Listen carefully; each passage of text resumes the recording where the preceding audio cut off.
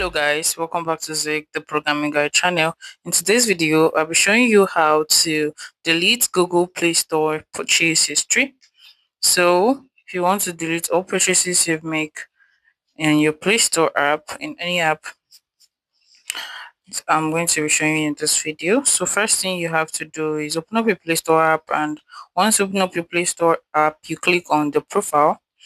And once you click on profile, you click on where you see payment and subscription right here. So you click on that. Once you click on that, you see budgets and history. So let me budgets and history right here. Click on it, and this is all the payments you made so far.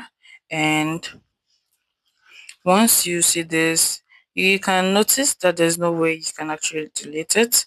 So you have two options.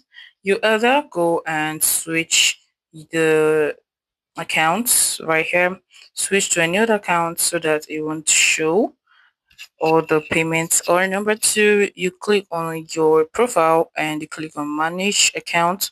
Once you click on manage accounts, you click on data and privacy. So once you click on that, you will delete all your activities on your Play Store app.